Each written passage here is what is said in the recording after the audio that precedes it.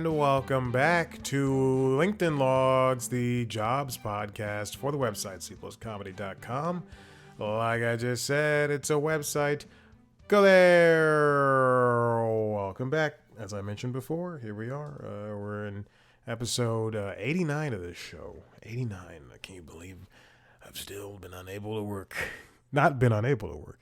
No one has even thought to pretend to hire me. Welcome back. I'm just going through the email, apparently. I decided to do that while I was talking. What's been going on? Oh, I had the second interview for the unnamed industry job. It went well. Actually, let me look at my notes. It did go well, but let me. I obviously I took notes, and I am against using AI tools to replace workers. However, on my phone, the S25 Ultra, not a sponsor. I wish they would sponsor me. Give me a new phone every year. I recorded the two interviews, and then I used the AI tool on here to summarize and to give me all this stuff. And in fact, I was so desperate before this interview. I was like, I have to use every fucking tool in my belt. And I did the thing that people do now, and I threw everything on an AI tool of my choice. I will not say which one, and because I have access to at least 4. And I didn't do the interview thing, pretend to give me an interview. I did give it my resume, and what else did I give it? The job description, and say, this is am I good at this? Also, because and answer me questions and tell me this stuff. Anyway, and also, the reason why I did that is because I wanted to, again, use every tool available to me. Lay down, buddy. Lay down now. Available at my whim, at my discretion. So it's very important. I'm going to take a pause on this. I'm very frustrated with Maverick at this point. We dealt with a bout of fleas, and for, I don't know, maybe roughly 2 weeks, he was scratching like crazy. They were on the couch, and this weekend, the fleas have been destroyed from the home and from the pets. And so now he's back to his old self of barking at everything. It's ridiculous. Anyway, so using the AI tool that shall not be named, it was good to have all that stuff at least summarized and put together, and why I'm good at this job and everything, which I did refer to. I had to make a list. Oh, also, I wanted to say that because AI tools, I want to keep saying that, AI tools. If this were the Constitutionals, I would call this episode AI tools. But because using AI takes a lot of water, I gave it a very detailed prompt. I wrote roughly, in every response, I wrote roughly, and very specifically, a paragraph or 2, just so I didn't waste time, and because I needed exactly what I needed. But the interview went well. It was not with the people I initially spoke to at the organization, I'm going to be very optimistic. We'll see what happens. I'll be cautiously optimistic. I'll be partially optimistic, a little bit above cautiously, but below very. And we'll hopefully something good comes from that, like a job, and not a you did really well during the interviews. We're just not gonna go with you. I don't know why I made them Italian like that. And that's all I have to say about that. It did. There was on Friday, because it was on Friday at 2. It was supposed to be at 2 p.m. And I'm sitting here recording the Constitutionals on Friday at 11:30, and I get an email. I see it on my phone, and I get emails all the time. I throw it to the side while I'm recording, and then I see out of the corner of my eye my phone light up and a New York area code, and I know for a fact that is Creative Circle, the recruiting company, giving me a call, and I went, "Oh, I gotta pause." So I paused the recording, and then they told me, "Hey, can you move it up to 1:30?" And I went, "Yeah, I'm not doing anything. Might as well." And excuse me, no, they called me at 12:30. No, they called me at 1. That's right, they called me at 1. That's right, because I recorded late, and then I was supposed to work out at 1:30, do some stretches, and then at 2, at 2 do the call. And then they were like, "Hey, can you do it in 20 minutes?" That's right. That's exactly what happened. I forgot. It was at 11:30. All right, let's get on with the news here. Why did it not pop up? This first story comes from Reuters, written by Greg Bessinger. Oh, there you go. Oh, no. Oh, no. Wait a minute. Hold on. Yeah, there we go. This first story comes from Greg Bessinger and Deborah Mary Sophia over at Reuters. Amazon to cut about 14,000 corporate jobs in AI push. They initially reported this job on last Monday. 8 days ago, the 20th, I believe. They first reported that, Reuters first reported that as many as 30,000 employees could be gone. But it was announced today that Amazon will reduce today, October 28th, its global corporate workforce by about 14,000 people, with more cuts expected to come. This had been hinted at by the New York Times, I believe, last week. Or prior to last week. Amazon is working to compensate for overhiring during the peak demand of the pandemic and to limit costs as it enters a crucial holiday selling season. The layoffs offer an early look at the possibly broad effects on AI and workforces. Amazon CEO Andy Jassy flagged the potential for such losses in June, saying increased use of AI tools and agents would lead to more corporate job cuts, particularly through automating routine tasks. Amazon had about 1.56 million full-time and part-time employees at the end of last year. Its corporate workforce includes roughly 350,000 employees. So they're taking 30,000 from that 350,000 employees. Amazon will offer most affected workers 90 days to look for a new role internally, and said its recruiting teams would prioritize those candidates. I mean, at least some of those people have this built-in time. It's unfortunate that they lost their jobs, but at least they have their built-in time, because I can tell you for every job that I've been laid off from or let go from, or my contract wasn't renewed, it's almost immediate. Jassy is undertaking an initiative to reduce what he has described as a surefire of bureaucracy. Let's see what that says. Surfeit. Thank you. Of bureaucracy, including by reducing the numbers of managers. He spun up an anonymous complaint line for identifying inefficiencies that has elicited some 1,500 responses and over 450 process changes. This is the biggest set of job cuts at the company since late 2022 and early 2023, when 27 jobs were dismissed. The people that have been, the departments that were affected include devices, advertising, Prime Video, HR, operations, Alexa, and Amazon's cloud computing unit, Amazon Web Services, which just had the biggest issues last week. Speaking of which, was it last week or the week before? But when Amazon Web Services went down, it took down Strava, Garmin, Peloton, things I use every single day.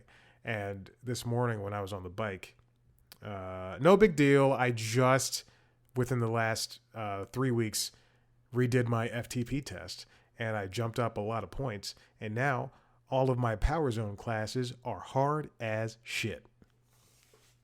I did a regular Power Zone class this morning, and I was after the gym. So my legs are, after leg day, my legs are spent. So I'm sitting there on the bike, getting through Matt Wilpers. I'm crying, watching Blind Spot.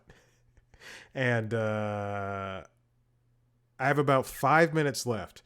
And at 4 minutes and 36 seconds, though, not the Wi-Fi, not the Google Fiber in the apartment, but the Wi-Fi on my iPad Pro cuts out and it just stops working. And then this is why I buy cellular. I threw it to cellular. It's Peloton's continued to whirl, but I could still use the internet. So Peloton went down again and I was pissed. I had to finish out, and thankfully, Power Zone, it's very predictable. I had to finish out the last 5 minutes on my own, but man, that was tough. And then I had to do it by myself. First world problems. Now, Amazon is not the only company to have to deal with cutting jobs as well. We know that, yes, my access to New York Times will expire soon if I don't update my payment information. This comes from the New York Times. It's written by Mike Isaac and Eli Tan. Meta cuts 600 jobs at AI Superintelligence Labs. Now, this is an early last week thing, but Meta had recently hired a bunch of new AI people who are being paid a lot of money. Now that will not affect those new people hired. The cuts are focused on a separate hiring spree. So 600 jobs are being let go. The layoffs were in Meta's so-called Superintelligence Labs, which is the umbrella name for the company's AI efforts. The division has around 3,000 employees, though the exact number of workers was unclear. The company hired a bunch of AI researchers, including a new chief AI officer, Alexander Wang. So this guy doesn't have an E in Alexander. He has an E in the Alex, but not in the Ander part, which is ridiculous.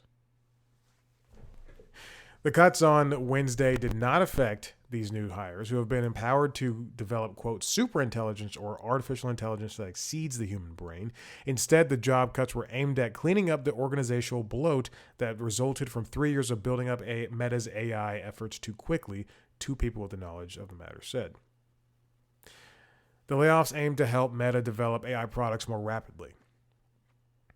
Mr. Wang wrote, by reducing the size of our team, fewer conversations will be required to make a decision, and each person will be more load-bearing and have more scope and impact. That Mr. Wang wrote in a memo circulated to employees. Now, here's the interesting part is, it sounds like they're going back. I mean, they're still continuing that oft-quoted Silicon Valley BS about move fast and break things.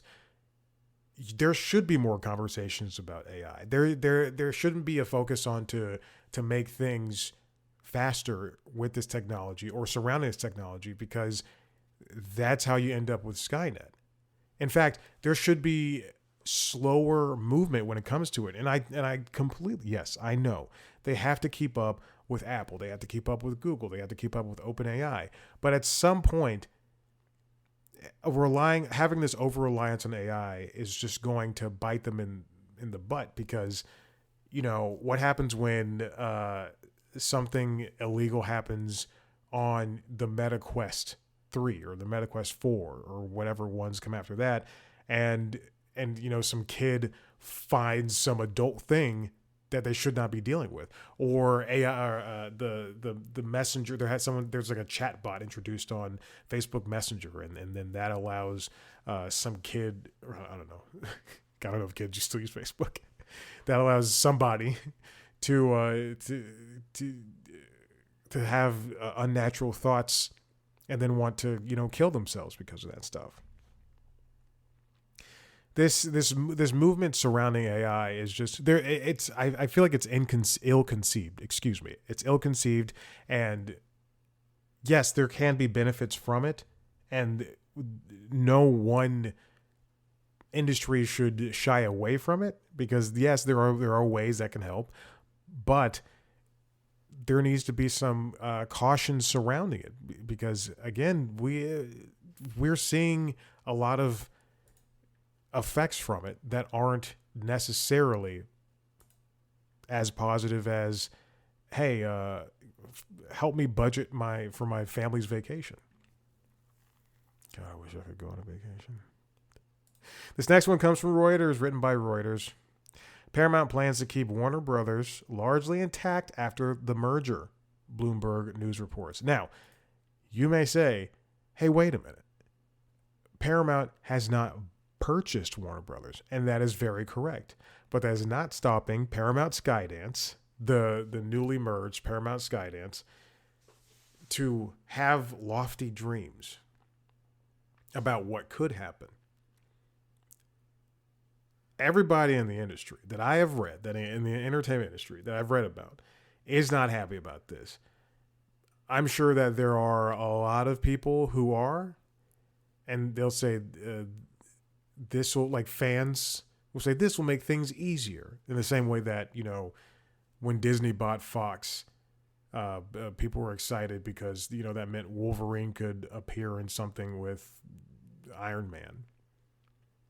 But there's a lot of cost that comes with it. Thousands of jobs. And at this point, in this case, more than thousands. Tens of thousands of jobs could be at stake. I mentioned this on the Constitutionals, but I was at the dog park last week, and I don't often talk about my interests around people I don't know very much or very well.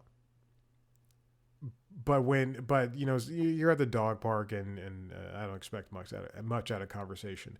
And this one gentleman, who's a very nice guy, told me that I mentioned, like, I was just like, yeah, industry's kind of difficult right now, and it's Paramount, all these mergers happening, and Paramount Skydance bought Paramount, and blah blah blah. He goes, well, it didn't go through.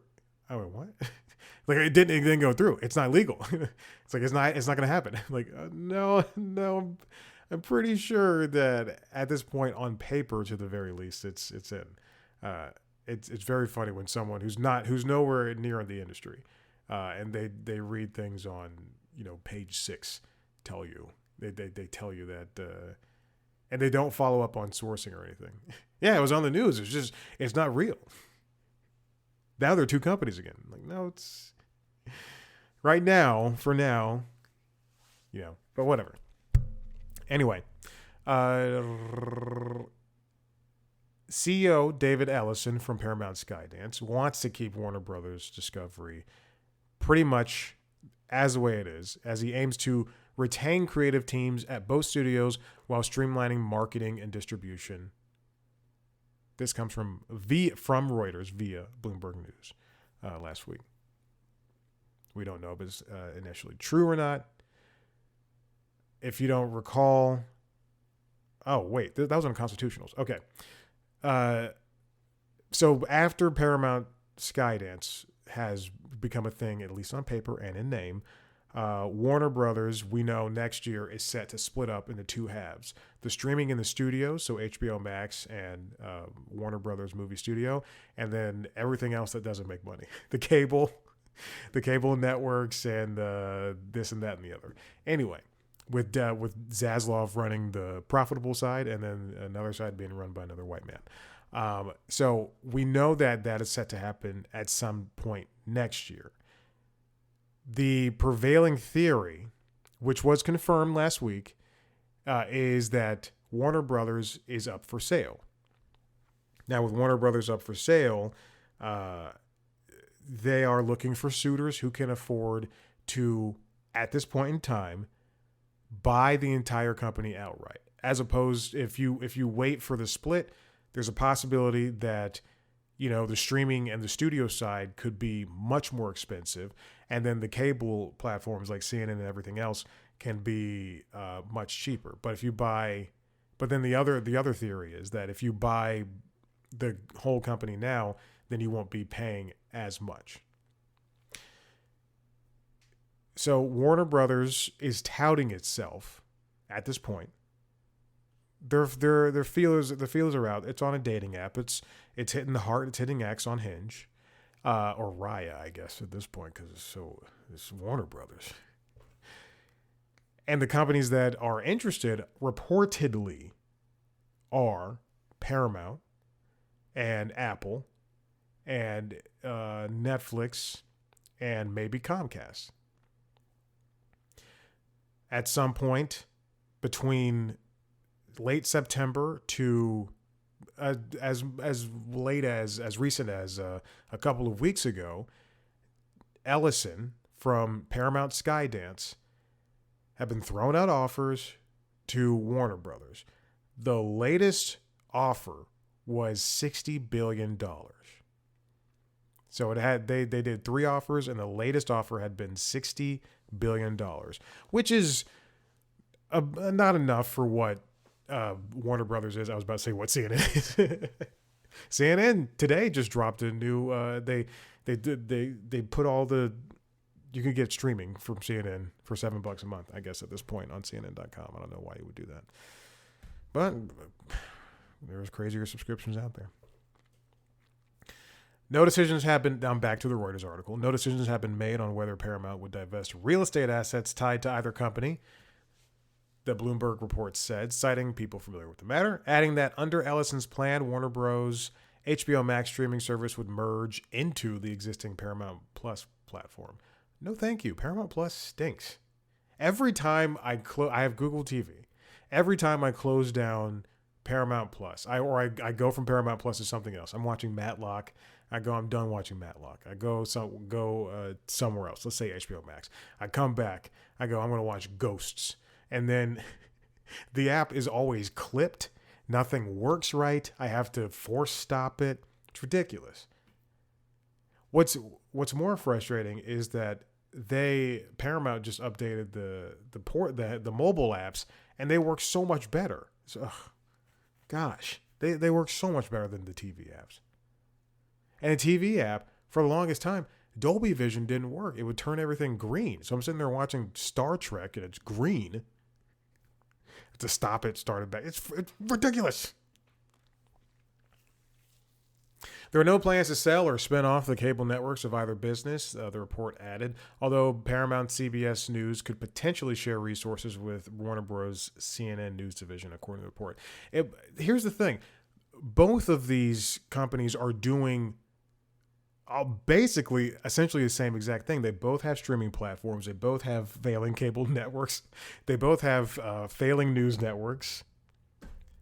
How can you say CBS News and CNN will share the same resources when they're reporting on the same stories? It doesn't make sense.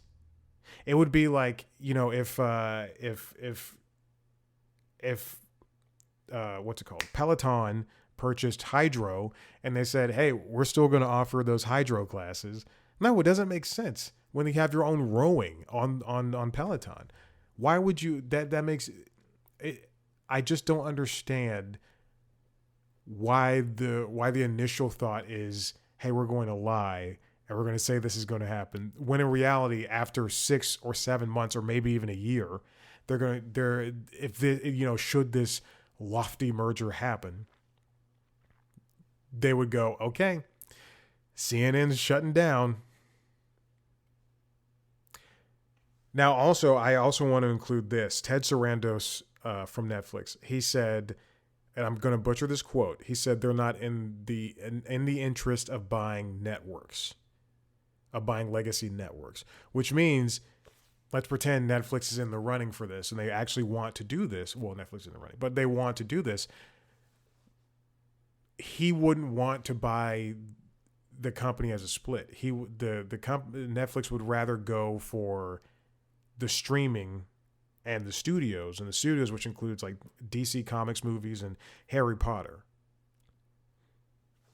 or Netflix could buy the whole company outright and then just let the networks run themselves.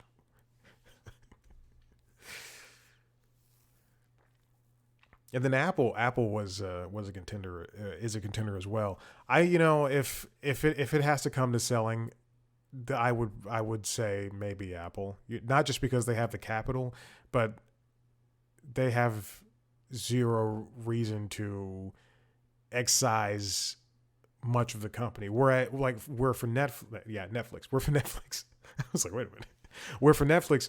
That company would, go, all right, let's shut down Cartoon Network. Let's move all that stuff over to Netflix Kids. Let's cancel all that stuff. Let's get rid of TNT. Let's get rid of TBS. Even though, those are basically nothing at this point. And then Comcast Universal, it's in the same, NBC Universal, it's in the same boat as Paramount Skydance. I just don't, it doesn't make sense. Also, a lot of these companies are just two names: Paramount Skydance, Warner Bros. Discovery, NBC's NBC Universal. All right, and the final thing, this comes from CBS News. Georgia's film industry is facing a slowdown, but creatives remain hopeful for the next big wave. It's written by Alexa Liatko. Little known fact: CBS News Atlanta's affiliate, the newly established affiliate, did not hire me. Do I know people that work there? Oh, I do. Have I been told multiple times, oh, you should apply? Oh, sweetheart, I have. We know that Georgia has been steadily on pace with growth when it comes to making movies and TV shows. And then within the last couple of years, it's just not all of them, but a lot of the stuff that was shooting here, a lot of the movies and the shows that were shooting here kind of gracefully moved out of this state in the same way that has happened with California and New York and everywhere else in the U.S., whereas a lot of these productions have gone overseas because they can save money. I mentioned this before. I'll say it again. Young Rock was shot in New Zealand. A lot of things were shot in New Zealand. I think Good Cop, Bad Cop on the CW was as well. And that's a new show, a show probably no one has ever heard of. And then what else? All of the superhero movies are basically gone. Marvel pulled up Stake. But then we do have a lot more incentives in the United States to shoot shows and movies. There's New Jersey has become sort of its own kind of production hub. If you look at, here's a show that is shot in Georgia and also Oklahoma, Tulsa King. There you go. I don't know how much is shot in Georgia, but I know at least enough for them to put the little peach tag in the credits. Also, it's very funny to sit in a movie theater and watch a movie like The Smashing Machine, and then the Made in Georgia logo will come up like, wait, what? What part of this was shot in Georgia? On 2 Thursdays ago, Trilith Studios held a summit on the state of the film industry. Trilith is located in Fayetteville, and I think it's like a British arm, or an American arm of the British Studios. No, it's American. It's just American. I don't know. I'm a stupid fucking idiot, apparently. Movies that have shot there include Ant-Man, Avengers Endgame, The Suicide Squad, The Tomorrow War, WandaVision. That was as Pinewood. And then when they changed their name to Trilith Studios, you have movies like the newest Superman, the currently filming Moana. There's also, Saturday Night. That's right. I knew that was shot there. the Ms. Marvel TV show, the Echo TV show, Peacemaker season 2. So you can see that they have a varied resume, but with a company like Disney pulling out, it kind of leaves everybody in limbo. But Trilla Studio president Frank Patterson is very optimistic. He says, what's going on in Georgia is, of course, indicative of what's happening across the United States. The Georgia Film Office reports production spending has dropped from over $4 billion in 2022 to around $2.6 billion in 2024. Well, I mean, also for that, it's just a lot of these companies just wanting to save money on costs. So it's not even just that they have to find the right place to shoot. They also they want to find the right place to shoot. They also just don't want to spend the money on actors or whatever. Film permits in Atlanta dropped roughly by half in the last year. They also talked about artificial intelligence to create jobs and help content creators break into the film and TV industry. On the artificial intelligence and the emerging technologies, Patterson said, these are the moments where the innovation is happening, and the next upswing really promises to be something amazing because of all the emerging technologies, because of the expansion and the acceleration of all these creators that are now emerging. He's talking about using AI to make jobs and somehow utilize that. I don't know how that would be possible but I have seen that argument before where AI will free up a lot more time for other jobs to be done. And it's a lofty. It's, again, I've used this word 2 or 3 times, lofty, but it's something that is the biggest ambition of them all. And I don't know if creating AI, if using AI to make something, to make workers work, is something that's possible. Here's a continued quote. It's not about using AI to say, oh, this can replace 10 humans. Let's do it. It's, how does this create jobs for 20 humans? So let's use AI, but let's double the output. That was said by Jeremy Gerlich, the founder and CEO of the production company American High. I just don't know if that is possible.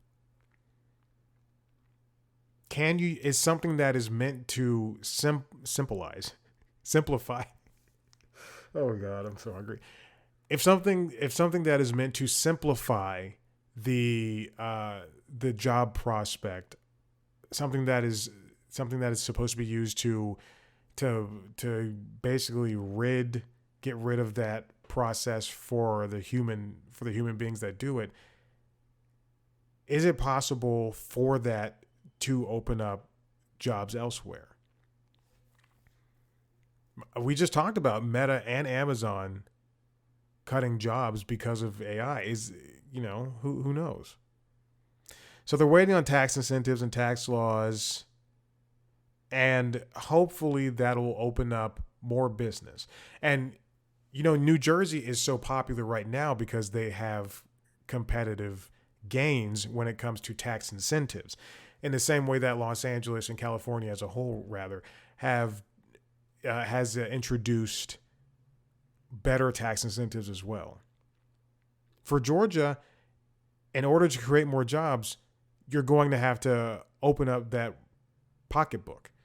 And instead of offering, so much money, I don't know what the tax incentives are, but instead of offering so much money, you might have to double that. And then also, or maybe if you can't, also offer other benefits. Because I do think losing a company like Disney and even smaller productions is really harmful to an industry area that could be much bigger than it is. How many Walking Dead shows were just made here alone out of the 7 that I think exist? I'm not going to go check. I'm not going to check how many Walking Dead shows there are, and I'm not going to check how many were made here. But if I had to guess, I'm going to say there are 5. I know I said 7, but I'm going to guess 5. Okay, now I have to check.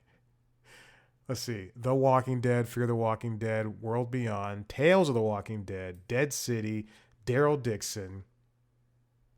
6. The Ones Who Live is not a show. Is that a show? It is a show. I thought it was a movie. And then more Tales from the Walking Dead. 7. I said 7. All right. I'm done. Listen, if you like what you heard here, head to the website, cpluscomedy.com, where you can see me talk to famous people sometimes. If you want to see a video version of this show, go to youtube.com/cpluscomedy, where you can see me on the other podcast. LinkedIn log, Late Night Lately, the Late Night Show. There's also a monologue now, so so check that out. If you want to see the entertainment business news show, The Constitutionals, head there to youtube.com/cpluscomedy. Subscribe to those shows wherever you get your podcasts as well. You can also watch a video version of my conversations with A-list, B-list, and C-list celebrities under the interviews. Follow us on social media at C Plus Comedy on Blue Sky, TikTok, and Instagram. Me at Chad Black White. Thanks so much. Bye.